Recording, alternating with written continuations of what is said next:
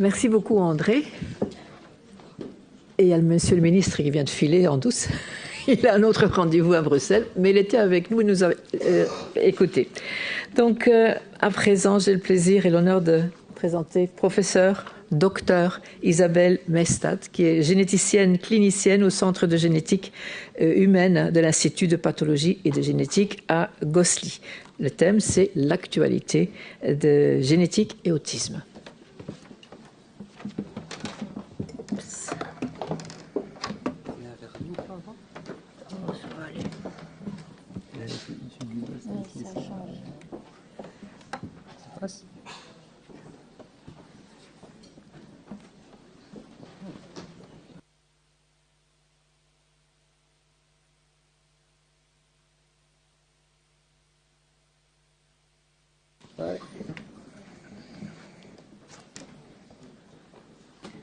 Bonjour à tous. Tout d'abord, un grand merci pour l'invitation pour venir vous parler aujourd'hui de génétique et autisme. Merci et bon anniversaire à la PEPA. C'est très très encourageant de participer à ce genre de journée avec des interventions venant de tous bords. Ça nous change un peu des congrès purement scientifiques.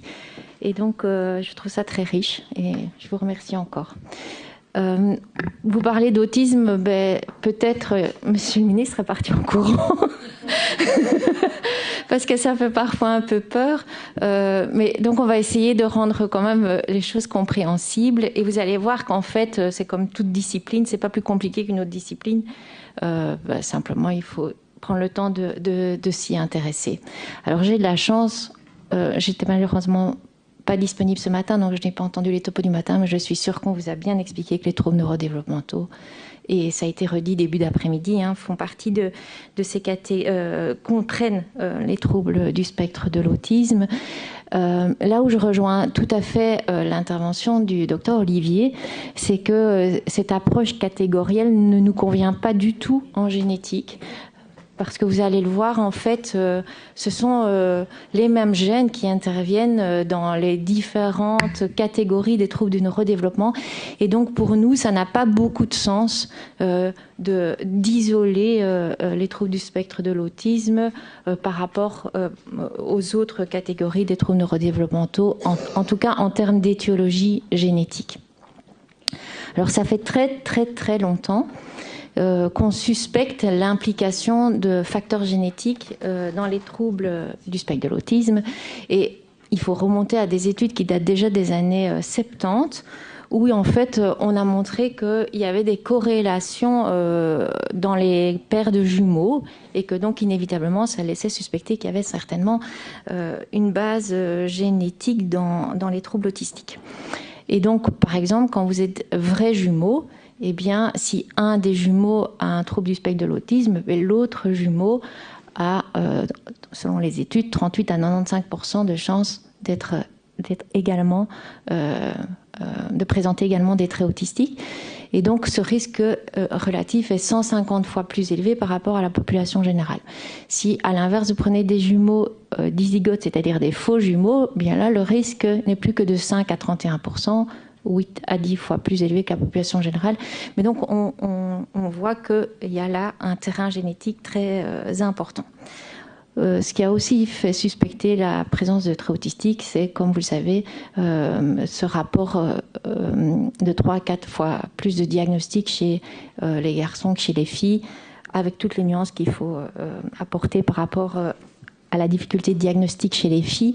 Mais quand même, il y a une fréquence augmentée chez les garçons. Alors, un tout petit rappel pour que tout le monde suive, parce que je ne pense pas du tout que tout le monde est scientifique, a une formation scientifique. Donc, vous rappelez que l'être humain, c'est constitué d'environ 35 milliards de cellules. Dans chaque cellule, il y a un noyau.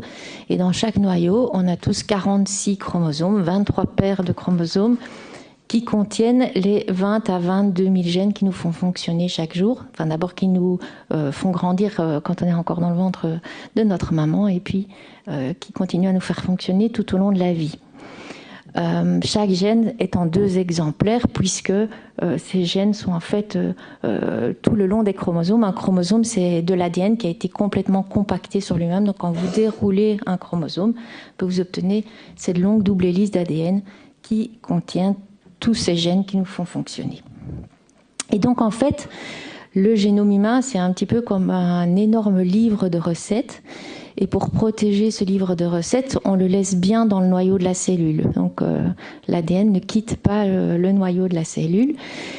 Mais on va aller lire notre code génétique en fonction des besoins. Et donc on va aller faire des copies de toutes ces recettes dont on a besoin. Ces copies, c'est ce qu'on appelle l'ARN. Quand vous avez entendu les vaccins ARN, c'est la copie de l'ADN. Et puis, cette ARN, comme c'est une copie, elle peut sortir du noyau, elle ne doit plus rester dans le coffre-fort.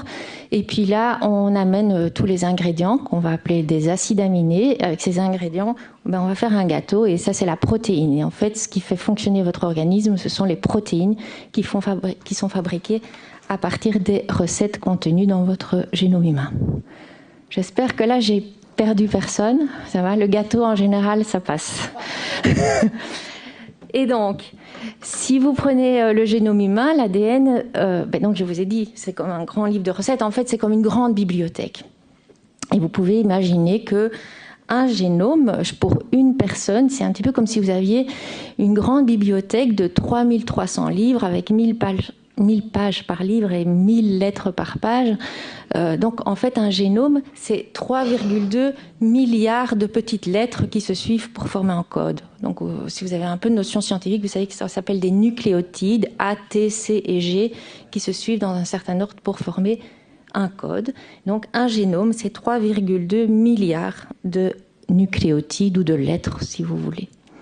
Quand on parle d'exome, là, en fait, on ne prend que les gènes. Donc, il faut savoir que les gènes, vraiment, donc ces recettes, ça ne constitue qu'environ 1% de notre génome.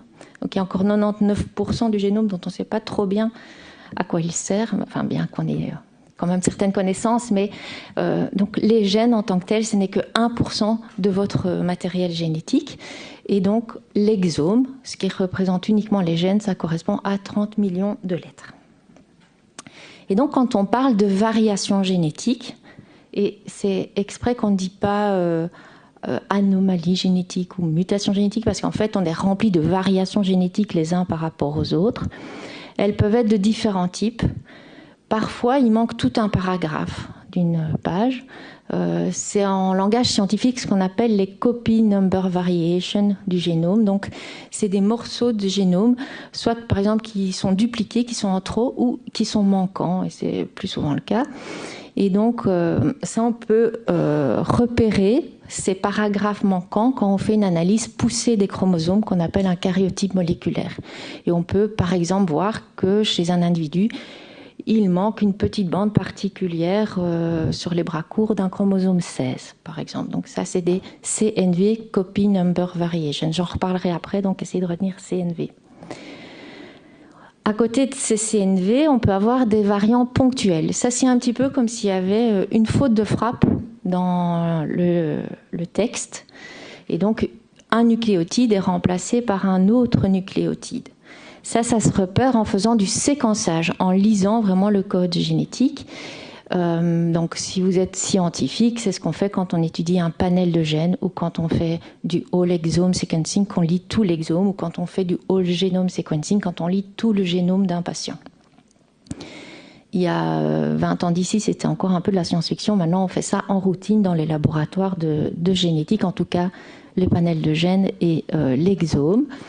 Et donc, on va repérer toutes ces petites variations ponctuelles, ces petites fautes de frappe, on va dire, qui ne sont pas toujours des fautes, mais toutes ces petites variations dans l'ADN.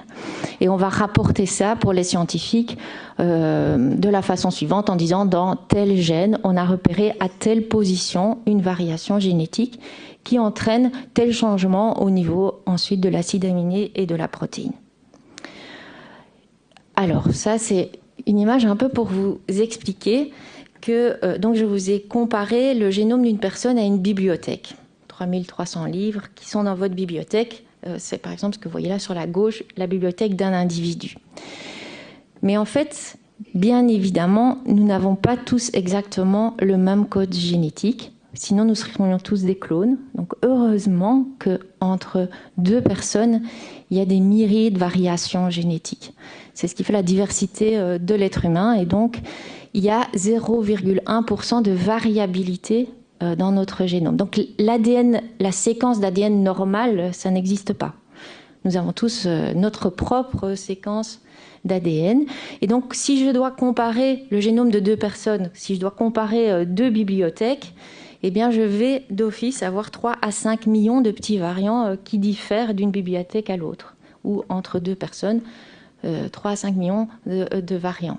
Si on ne regarde que les gènes, on a encore entre 20 000 et 30 000 petits variants dans nos gènes d'une personne à l'autre. Parmi tous ces variants, heureusement, la très très grande majorité, presque tous ces variants, sont des variants bénins, c'est-à-dire qu'ils ne sont pas responsables de pathologie, ils sont juste responsables de la diversité humaine. Mais malheureusement, il existe parfois des variants qu'on va appeler pathogènes, qui eux ne font pas partie des variants bénins de la population et qui peuvent entraîner des pathologies ou des troubles au sens large. On va faire une différence dans ces variants entre des variants responsables de pathologies monogéniques. Ça, c'est quand il y a un lien causal strict entre un variant et une pathologie. Donc c'est ce qu'on appelle des variants à très forte pénétrance. C'est-à-dire, si ce variant est là, il y a 100% ou un taux très très élevé de risque de développer des troubles ou une pathologie. Et à côté de ces variants à très très forte pénétrance, il y a ce qu'on appelle les facteurs de risque. Ça, ce sont des variants où, quand vous en êtes porteur, vous n'allez pas nécessairement développer des symptômes, mais vous êtes plus à risque que celui qui ne porte pas le variant de développer un jour des symptômes. Donc, on fait une différence entre un facteur génétique causal strict, on va dire, dans les maladies monogéniques, et simplement des facteurs de risque. Et donc, en tant que généticien, quand on fait un rapport de génétique, on a pour habitude de classer ces variants en 5 catégories. C'est pas le plus important pour vous, mais donc quand on dit un variant de classe 5, c'est qu'on est sûr à 100% qu'il est pathogénique. Classe 4, il est vraisemblablement pathogénique. Classe 3, on l'a vu, mais on ne sait pas du tout s'il peut être mis en lien ou pas avec des symptômes.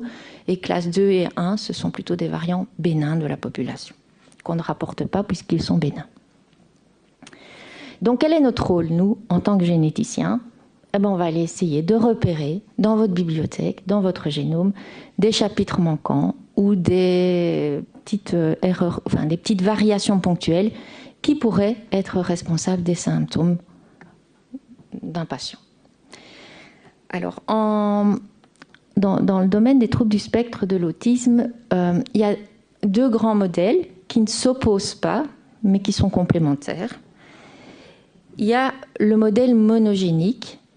C'est un modèle simple, mais qui est rare. Donc, c'est rare qu'on fasse un diagnostic d'une pathologie monogénique dans les troubles autistiques. En tout cas, ce n'est pas le plus fréquent. Mais pour nous, en tant que généticiens, c'est le modèle qu'on maîtrise le mieux avec les connaissances actuelles. Alors, c'est quoi ce modèle ? C'est, comme vous voyez, une pièce principale qui est responsable du trouble autistique. C'est-à-dire, vous avez soit un chapitre manquant ou soit un variant très important qui empêche vraiment un gène important pour le cerveau de fonctionner et qui, à lui seul, explique la survenue des troubles autistiques. Ça, c'est le modèle monogénique.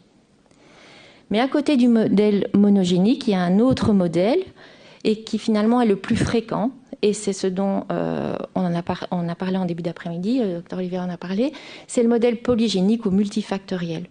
Où là, ce n'est malheureusement pas, enfin pour nous, je veux dire en termes de facilité diagnostique, c'est pas une pièce du puzzle qui est responsable de tous les symptômes, mais c'est une association de plein de petites pièces de puzzle qui constituent des facteurs de risque génétiques sur lesquels viennent s'associer des facteurs environnementaux et qui font que finalement, on va avoir la survenue de troubles autistiques. On va y revenir. Donc, pour résumer, dans la forme simple monogénique, vous avez un gène responsable. Les juristes ils aiment bien dire qu'il y a un lien strict de cause à effet. Donc, il y a un lien strict entre le défaut génétique qu'on a pu repérer avec nos analyses et le trouble du neurodéveloppement.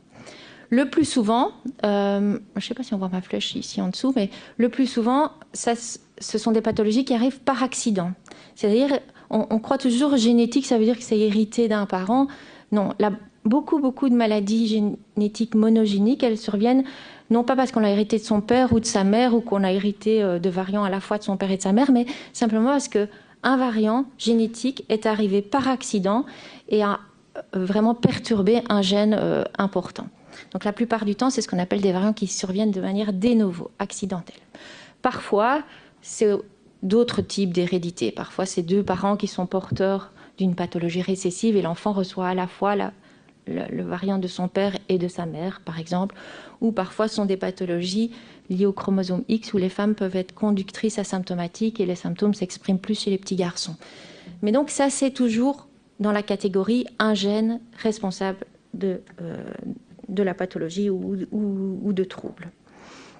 Dans les formes complexes, bien là, vous l'avez compris, c'est plus complexe, même si c'est très fréquent, mais c'est beaucoup plus complexe. Il faut l'association de toute une série de facteurs de risque génétiques, plus sans doute l'influence de l'environnement. Et là, on estime qu'à un moment, c'est un peu un système de balance, et à un moment, vous avez accumulé tellement de petits facteurs, de petites pièces du puzzle que finalement, vous allez développer des troubles autistiques. Donc là, c'est plutôt un calcul de risque et une augmentation de risque qui fait qu'à un moment, les symptômes finissent par surgir. Et donc là, on a plein de combinaisons différentes possibles. Et la combinaison de cet individu dans cette première famille ne va pas être la même que la combinaison dans une autre famille. Et même quand il y a plusieurs personnes atteintes au sein d'une même famille, ce n'est pas toujours les mêmes combinaisons. Ce n'est pas toujours exactement les mêmes pièces du puzzle qui se sont associées pour finalement être responsables des troubles autistiques. J'ai toujours perdu personne. Ça a l'air d'aller. Forme simple, c'est ce que nous, on appelle les formes monogéniques où on peut poser un diagnostic moléculaire. Et donc, je reviens sur ce que Madame a dit dans son intervention, quand un généticien dit « on n'a pas trouvé la cause génétique », ça veut dire qu'on n'a pas trouvé de cause génétique monogénique aux troubles autistiques de votre enfant. Ça ne veut pas dire qu'il n'y a pas quand même des facteurs génétiques qui entrent en jeu. Ça, c'est important que vous compreniez. Il y a sans doute des facteurs génétiques, mais en tout cas, on n'a pas identifié une cause génétique isolée qui peut expliquer les symptômes du patient. Ces formes monogéniques, on les connaît depuis un certain temps et on en connaît chaque année de nouveaux gènes qui peuvent donner des formes monogéniques de troubles du spectre de l'autisme. Et en général, c'est rarement responsable de formes d'autisme non syndromique. Alors en génétique, on dit autisme non syndromique, c'est quand les troubles autistiques sont le seul symptôme du patient. Et on parle de formes syndromiques quand finalement les traits autistiques s'associent à d'autres problèmes comme une déficience intellectuelle, de l'épilepsie, d'autres troubles psychiatriques. Donc on parle de forme syndromique quand ça fait partie d'un ensemble de symptômes. Quand on est dans les formes monogéniques, on parle souvent de forme syndromique, où souvent le problème autistique s'associe à une déficience intellectuelle ou à de l'épilepsie, par exemple. Et vous voyez que dans ces différents, ici on a une liste de différents syndromes, mais le risque de trouble autistique est variable d'un syndrome à l'autre. Alors, à quoi ça sert d'essayer de voir s'il y a une cause monogénique chez une personne qui a des troubles autistiques? Eh bien, on l'a abordé un petit peu tout à l'heure. Parfois, on peut adapter le suivi plus précisément en fonction de la cause, en fonction de l'étiologie. D'où l'intérêt de ces bases de données comme Génida, où les parents peuvent alimenter ces bases en expliquant tous les événements qui ont pu arriver à leur enfant, parce que d'autres parents peuvent consulter ces bases et prendre compte de l'expérience d'autres enfants qui ont un défaut dans le même gène que leur enfant. Voilà. Par exemple, dans certains syndromes, on va privilégier tel type d'antiépileptique en première intention plutôt qu'en essayer 10 avant de tomber sur celui-là. Donc, on peut quand même avoir une amélioration du suivi. Je ramasse mes lunettes parce que j'ai peur de les écraser à la fin. Voilà. Donc, voilà, on a quand même des possibilités d'avoir un suivi plus spécifique. Le conseil génétique, il est capital, je vais y revenir, mais une des principale particularité dans la médecine du généticien, c'est de prendre en considération pas uniquement le patient, mais également la famille et de donner du conseil génétique plus largement dans la famille. Ça permet aux parents Enfin, je parle de parents, c'est parce qu'au départ, je suis pédiatre et généticienne, donc je vois beaucoup d'enfants en consultation, mais on peut dire aussi d'adultes. Hein. Mais donc, ça permet de contacter des associations de patients, de trouver du soutien auprès de ces associations de patients et enfin, dans certains cas bien particuliers, peut-être de participer à des essais cliniques en fonction du gène concerné. Là où j'insiste, c'est que ce n'est pas du tout discriminant pour faire un diagnostic différentiel parmi les catégories de troubles du neurodéveloppement. Alors je vous ai dit, les généticiens, ils n'aiment pas trop ces catégories, mais c'est pas parce qu'on trouve une explication génétique que ça va vous dire si le patient entre dans la catégorie de déficience intellectuelle ou de troubles autistiques, ou de déficience intellectuelle et troubles autistiques, ou de TDAH. Comme je vous l'ai dit, c'est un peu les mêmes gènes qui interviennent dans tous ces troubles du neurodéveloppement. Donc le diagnostic, il reste clinique. Et puis nous, on essaye d'apporter une cause, mais parfois les parents viennent en disant « je veux faire des analyses génétiques pour savoir si mon enfant a des troubles autistiques ou pas, enfin, ou si les symptômes de mon enfant, c'est de l'autisme ou pas ». Là, on ne va pas répondre à la question. On va voir si on trouve une étiologie à un développement atypique, mais on va pas, le diagnostic génétique ne va pas préciser le diagnostic clinique. Donc ça, c'est important. Donc, conseil génétique, ben voilà, par exemple, ce petit garçon, on pose un diagnostic de syndrome X fragile. Alors, je parle trop, donc je ne vais pas vous expliquer toute la transmission du syndrome X fragile, c'est un peu compliqué, mais sachez que ça se transmet de génération en génération et qu'au départ, ce qui se transmet, c'est une prémutation, c'est-à-dire un défaut génétique qui ne donne pas encore de symptômes. Et puis, à un moment, quand les mamans transmettent ce défaut génétique peut s'aggraver, augmenter et devenir une mutation et entraîner des symptômes, surtout chez les petits garçons, mais parfois aussi chez les petites filles. Et donc, vous voyez, on a des arbres généalogiques où, sur plusieurs générations, ça se transmet à l'état de prémutation, c'est quand vous voyez un petit point, et puis, si cette prémutation augmente en mutation, là, des symptômes peuvent apparaître. Et bien donc, quand vous faites comme ça un diagnostic, c'est important parce que, par exemple, la cousine ici, tout à droite, elle peut faire un test génétique qui montre qu'elle est porteuse d'une prémutation, donc elle n'a pas de symptômes, mais elle est porteuse de la prémutation, mais donc elle a un risque d'avoir un enfant qui a un syndrome X fragile. Mais vous pouvez lui proposer, si elle souhaite ne pas prendre le risque d'un enfant qui a X fragile, lui proposer par exemple un diagnostic prénatal par amniosynthèse ou même un diagnostic préimplantatoire où on fait de la fécondation in vitro et on ne réimplante que des embryons qui n'ont pas le syndrome X fragile. Ça peut aussi aider d'autres personnes dans la famille. On sait que, par exemple, surtout les hommes porteurs d'une prémutation X fragile, ils peuvent développer des tremblements à un âge plus avancé. Bien, par exemple, ce grand-père, plutôt que faire plein de batteries d'examens neurologiques parce qu'il tremble et qu'on se demande s'il n'y a pas Parkinson, eh bien, vous pouvez apporter plus rapidement une réponse en disant, voilà, il y a une explication à votre tremblement. Donc, ça peut aider différentes personnes dans une famille. On en a déjà parlé, des gènes impliqués dans l'autisme, il y en a de plus en plus, on en découvre chaque jour. Ça, c'était une revue de 2021 qui montre vraiment la croissance. Et ça, c'est parce que les technologies évoluent et donc on peut séquencer de plus en plus facilement les gènes. Et donc, on trouve de plus en plus de gènes associés à l'autisme. Et au dernier recensement, vous voyez, il y en avait 1723. Et comme je vous l'ai déjà dit, ce sont les mêmes gènes qui sont impliqués dans les différents troubles neurodéveloppementaux. Maintenant, le taux diagnostique est variable. Si vous venez en consultation avec la porte d'entrée trouble autistique, parce que c'est le symptôme principal, de manière générale, on va trouver une explication génétique environ dans 10% des cas. Par contre, si vous entrez par la porte déficience intellectuelle, parce que c'est le symptôme qui est en premier plan, là, on va souvent dépasser 50% de taux diagnostique.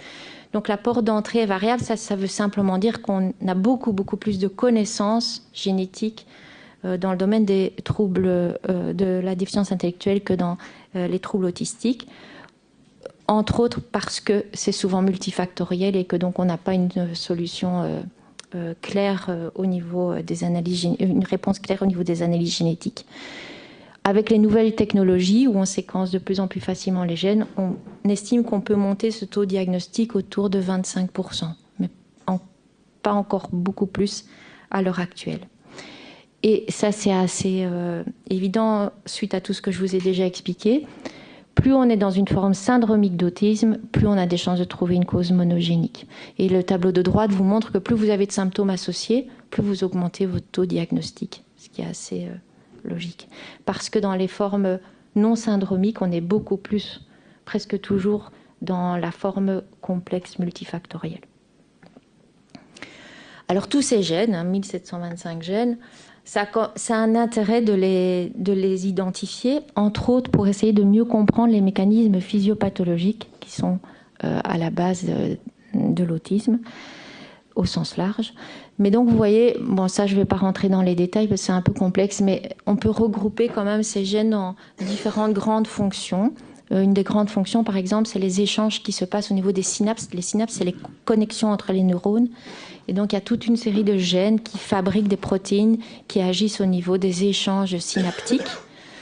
Il y a toute une série de gènes qui agissent dans le modelage de la chromatine, etc. Mais là, ça devient un peu peut-être fort scientifique.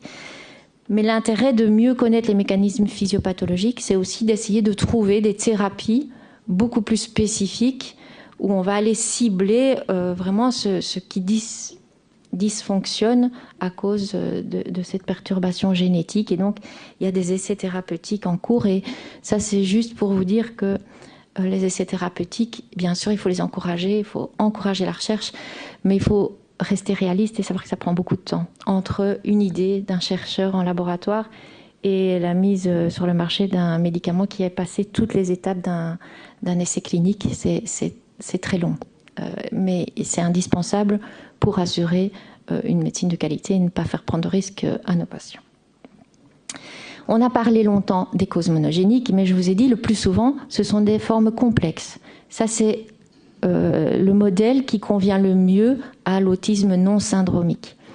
Plusieurs facteurs de risque génétique qui, en soi, pris isolément, n'augmentent qu'un tout petit peu le risque, mais tous ensemble peuvent augmenter finalement très fort le risque, plus l'action de l'environnement. Et donc, on est dans un modèle comme celui-ci, où vous avez au-dessus une combinaison de facteurs de risque génétiques, et puis vous avez sur cette combinaison de risque génétique l'addition de facteurs qu'on appelle modulateurs environnementaux. Ça va peut-être un petit peu répondre à la question de madame, même si je ne sais pas du tout si les lignes à haute tension peuvent avoir une influence.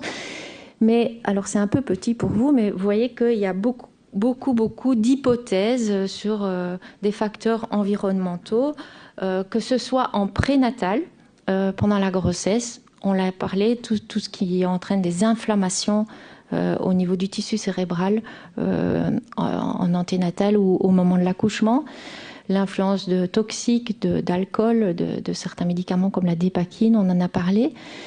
Mais on pense aussi peut-être même des facteurs plus difficilement mesurables comme des stress majeurs.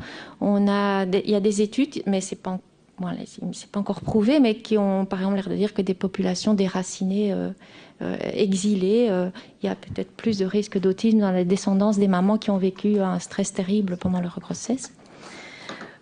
Et donc la combinaison de tout ça fait en sorte qu'au bout du compte, vous pouvez finalement avoir une balance de risque qui devient une accumulation de facteurs de risque trop importants et ça fait basculer la balance vers la survenue de symptômes. Symptômes qui peuvent être très variables et vous voyez que ce sont dans cette même catégorie, c'est le même modèle en tout cas qui peut parfois expliquer la survenue de troubles bipolaires ou d'une dépression très sévère ou de TDAH ou de troubles autistiques ou de déficience intellectuelle ou d'épilepsie. Donc c'est un peu ce même modèle qui sous-tend à tous ces symptômes. Et donc par rapport à ces facteurs de risque dans le modèle polygénique, eh bien là, il faut rester très humble et se rendre compte qu'on n'est pas très loin dans les connaissances. Alors, comment est-ce qu'on essaye d'identifier ces petits facteurs, ces facteurs de risque qui ne sont pas des petits facteurs, c'est pas ça que je veux dire, mais qui agissent comme une petite goutte finalement qui doit s'additionner à d'autres facteurs. En fait, vous allez prendre des études de très grande cohorte. Et donc, si on parle ici de troubles du spectre de l'autisme, vous allez prendre une très grande cohorte de personnes dites, et je mets toutes les guillemets possibles, neurotypiques, et une très grande cohorte de personnes avec troubles du spectre autistique. Vous allez étudier tous des petits variants qui, a priori, sont presque considérés comme des variants bénins de la population, et vous allez voir si ces variants ne se retrouvent quand même pas plus fréquemment dans le groupe des personnes avec des troubles autistiques par rapport aux personnes dites neurotypiques. Et vous allez faire des calculs statistiques, en fait, et essayer de voir si, statistiquement, on ne retrouve pas certains variants avec une fréquence. On les retrouve dans toute la population, mais est-ce qu'on ne les retrouve pas de manière plus fréquente, chez les personnes avec troubles du spectre de l'autisme. Ça, c'est ce qu'on appelle les études GWAS, pour des études d'association pangénomique. Et on identifie ainsi des facteurs de risque. Là où vous devez bien comprendre ce que je veux faire passer comme message, c'est qu'on peut identifier ces facteurs de risque à l'échelle populationnelle, mais pour un individu particulier qui est devant le médecin en consultation, devant le généticien en consultation, on est incapable de faire ce qu'on appelle actuellement un score de risque individualisé. En fait, on ne connaît pas encore assez bien tous ces petits facteurs de risque pour pouvoir faire un calcul en disant tout ça c'est protecteur, tout ça c'est facteur de risque. On va faire un calcul et vous calculez votre risque global en fonction de ce que vous avez de protecteur ou de non protecteur. On n'a pas les connaissances. Pour une personne, on ne peut pas faire ça. Et donc, quand un généticien dit on n'a pas trouvé de cause génétique, c'est on n'a pas trouvé de cause génétique monogénique, mais ça ne veut pas dire qu'il n'y a pas quand même ces facteurs de prédisposition multifactoriels. Vous me suivez? J'espère. Mais donc, facteurs de risque génétique multiples, sur lesquels vient de se greffer l'environnement. Alors, comment agit l'environnement? Ça, c'est l'épigénétique. Et là, on pourrait parler des heures de l'épigénétique. C'est vraiment quelque chose qui est extrêmement passionnant et qui réconcilie un peu les théories d'autrefois avec les scientifiques d'aujourd'hui. C'est-à-dire qu'on est fait de prédisposition génétique, mais on est vraiment influencé par tout ce qui nous arrive dans la vie et peut-être même par ce qui est arrivé aux générations antérieures.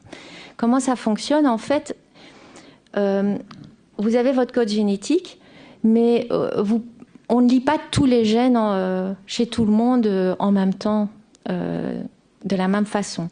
En fait, on peut ouvrir l'ADN ou fermer l'ADN. Et on ouvre l'ADN pour aller lire les gènes dont on a besoin, et on ferme l'ADN quand on n'a pas besoin de lire les gènes. Donc on peut allumer ou éteindre certaines régions de notre code génétique. Et en fonction de tout ce qui nous arrive dans la vie, mais qui nous est déjà arrivé même en prénatal, on allume certains gènes ou on éteint certains gènes pour réagir aux stimulus environnementaux. Ça, c'est l'épigénétique, c'est allumer ou éteindre des gènes. Et donc, tous ces facteurs environnementaux peuvent influencer la façon dont on utilise notre génome et constituer des facteurs protecteurs ou, à l'inverse, des facteurs de risque. Un exemple très simple qui n'a rien à voir avec les troubles autistiques, mais pour vous expliquer l'épigénétique, c'est par exemple si on prend une personne qui a un régime alimentaire normal et qui a un poids, un BMI tout à fait normal, et puis il y a la guerre, cette personne est affamée et donc pendant cette période de diète sévère, elle va allumer tous les gènes de stockage pour garder le plus d'énergie possible pour rester en vie. Eh bien, quand la guerre est finie et que cette personne retourne au régime alimentaire qui est exactement le même qu'avant la guerre, eh bien, cette personne risque de développer une surcharge pondérale. Pourquoi? Parce qu'elle a allumé tous ses gènes de stockage et même si elle mange la même chose qu'avant, elle risque beaucoup plus facilement de prendre du poids.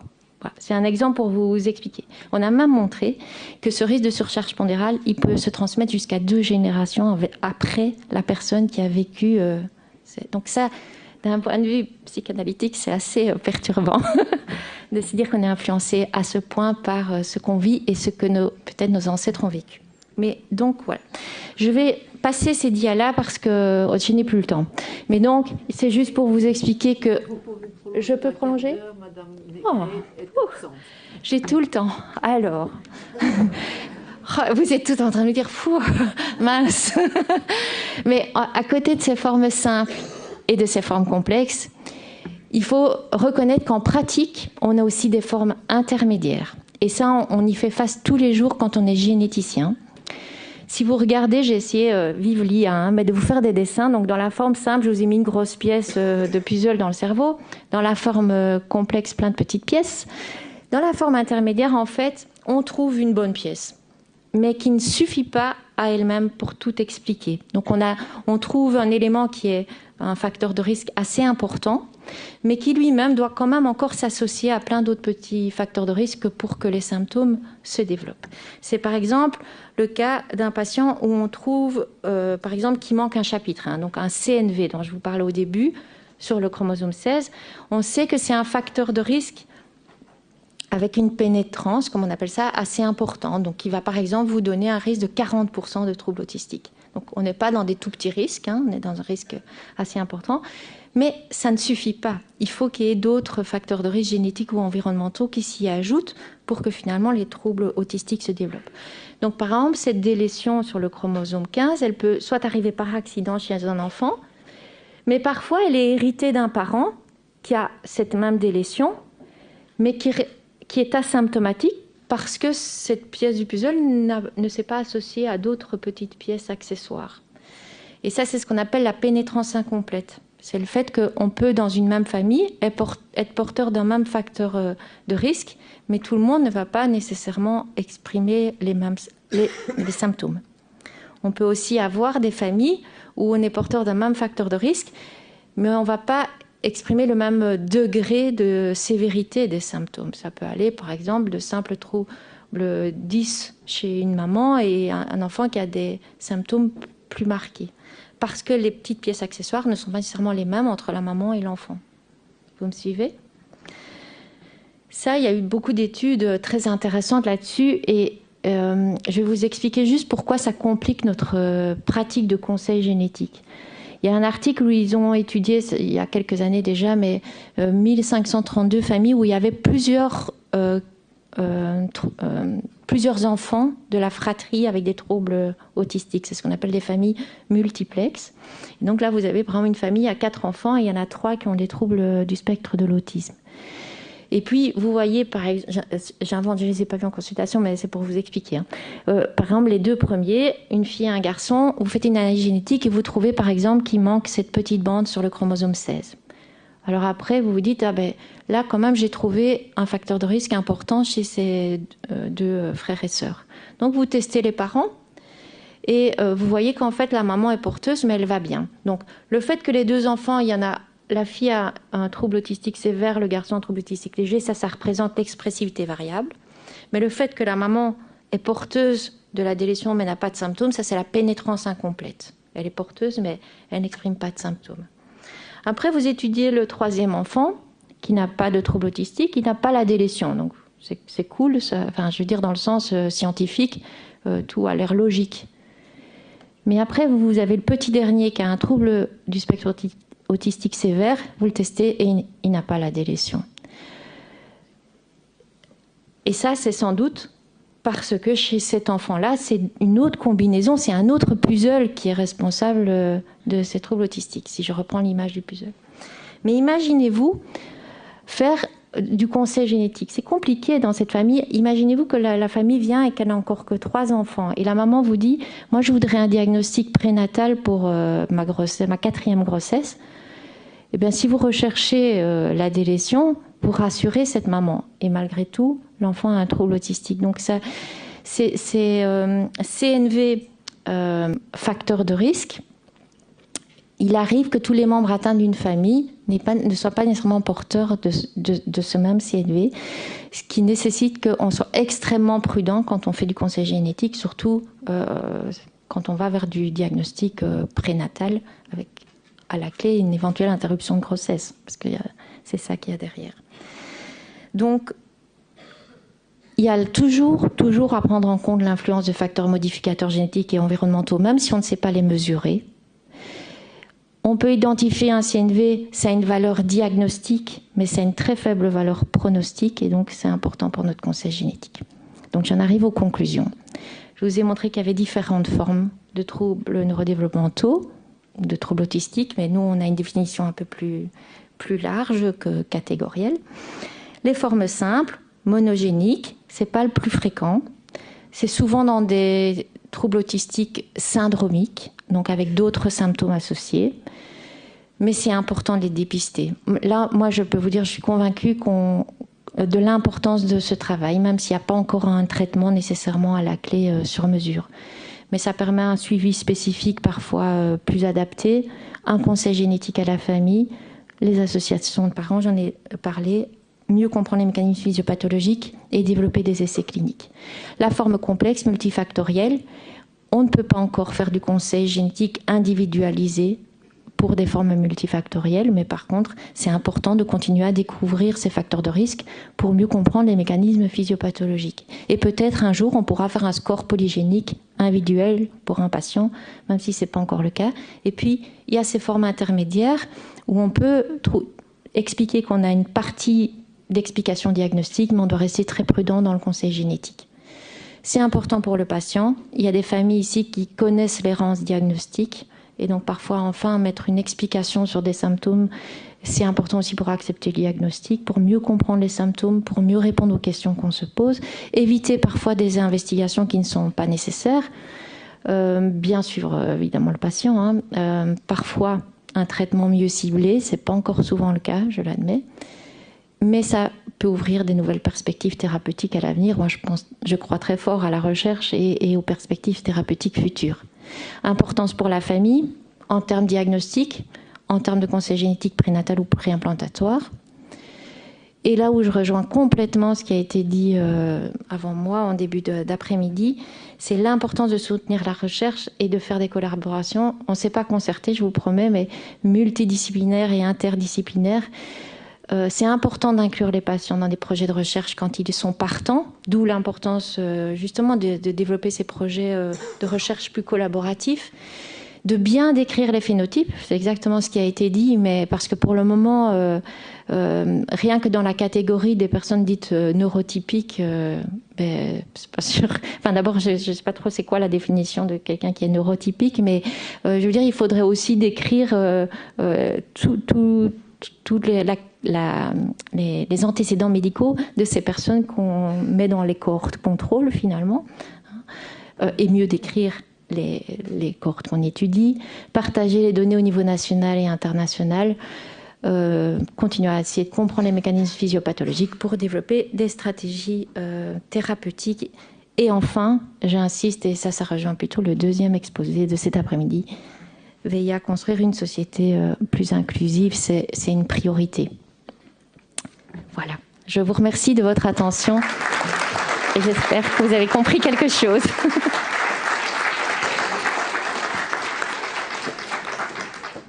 Vous pouvez rester ? Oui. Pour des questions et des réponses ? Bien sûr. Avec plaisir. Il n'y en a pas. Il faut l'allumer. Sophie, il faut un micro. Merci. Donc moi j'ai une question, c'est peut-être de la science-fiction, mais donc je suis maman d'une jeune femme de 27 ans et il y a une quinzaine d'années, quand les techniques des CGHRS sont arrivées, on a pu voir qu'elle avait une microduplication sur le bras long du chromosome 2 qui code pour le gène MB05, chef d'orchestre dans le développement embryonnaire. Je ne vous apprends rien, j'imagine. Mais est-ce que donc elle a 2000 nucléotides en trop, en triple. Est-ce qu'on pourrait imaginer, avec les avancées technologiques, que on supprime ces 2000 bases ou qu'on lui rende un MB05 non défectueux? Voilà, merci.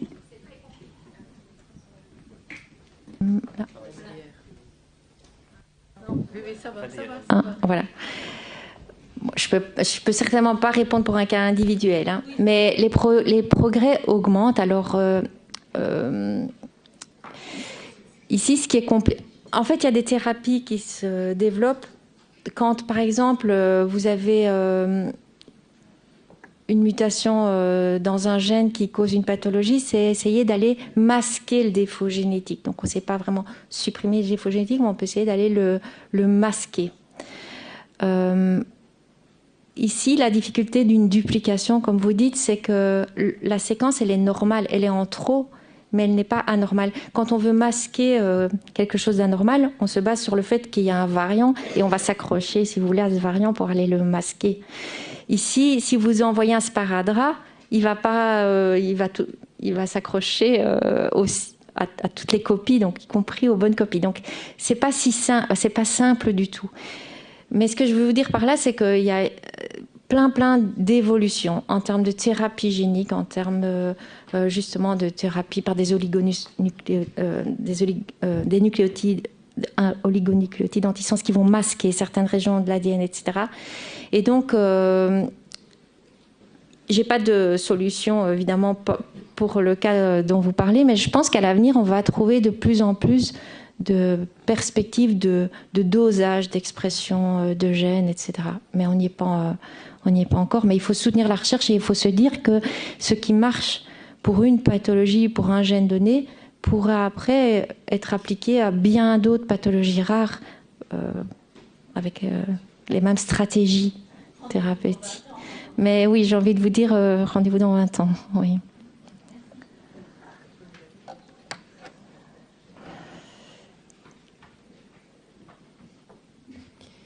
Oui, donc merci beaucoup pour votre exposé qui était vraiment très intéressant.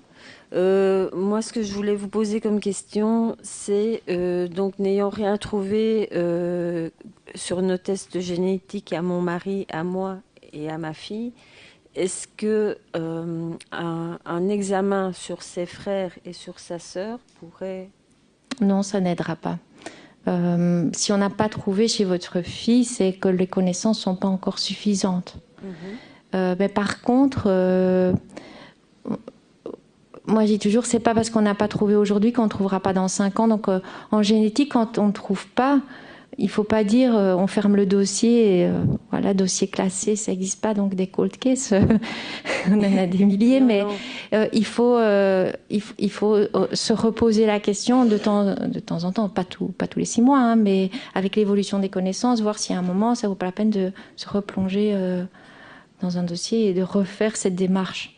Oui, c'est pas parce qu'on l'a fait une fois qu'il ne faut plus jamais la faire, en fait. Oui, c'est bien ce que votre collègue à Sainte-Élisabeth, monsieur Damien Deleder, nous avait dit. C'était en stand-by, c'était il y a 2 ans, en fait. Je dirais qu'avant 3 à 5 ans, il n'y a pas assez d'évolution, en tout cas actuellement, pas assez d'évolution scientifique et technologique. Mais voilà. Merci en tout cas. D'autres questions? Je crois qu'on a fait le tour. Merci. Merci beaucoup.